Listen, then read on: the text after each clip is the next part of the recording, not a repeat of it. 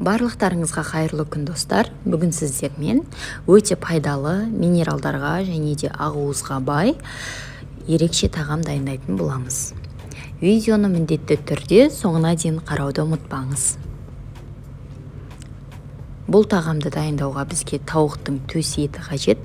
Осындай екі бөлікті алдым. Қажетін өзіңіздің қалауыңызға байланысты турап алсаңыз болады. Мен осылай ірі етіп турадым.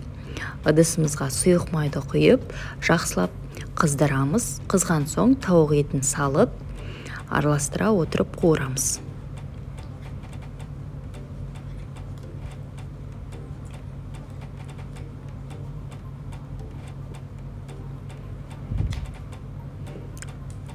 Тауық етіне дәміне қарай тұзын салып, тағы да жақсылап араластырамыз.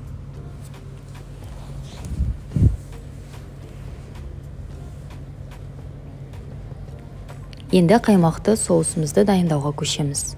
20% қаймақты қолдандым. Қажетіңізге байланысты салсаңыз болады. Ас қасық мөлшерімен 5-6 қасық қолдандым. Және де паприка, қара бұрыш қолдандым. Қалауыңызға байланысты басқа да дәмдеуіштерді салып, соус дайындасаңыз болады. Дайын болған соусты қуырылып жатқан еттің үстіне құямыз.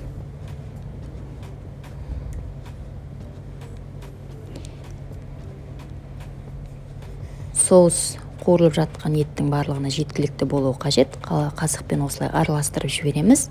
Және астын баяу отта қойып, 25-30 минуттай уақытта пісіреміз. Енді гарнирге арпа жармасын қуырамыз. Ол үшін керекті арпа мөлшерін жуып алып дайындаймыз. Және бір пиязды ұсақтап турап, бір сәбізді үккіштен өткізіп дайындап аламыз. Қазанымызға керекті мөлшерде сұйық майды құйып, қыздырып, қызған соң пиязды салып, 1 минут қуырамыз. Одан кейін үккіштен өткізілген сәбізді салып, тағы да араластырып, 1-2 минут қуырамыз.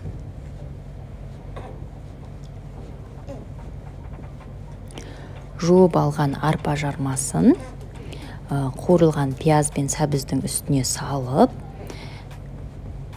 дәміне қарай тұз, бұрышын қосып, тағы да жақсылап араластырып қуырамыз.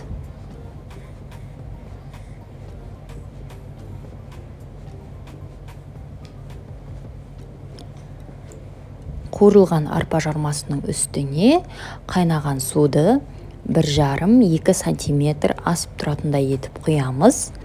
Баяу отта 35-40 минут уақыт ішінде пісіріп аламыз.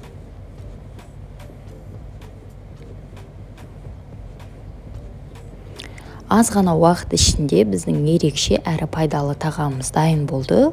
Өз қалауыңызға байланысты әсемдеп дастарханға ұсынсаңыз болады. Рецепт сіздерге пайдалы болды деген ойдамын.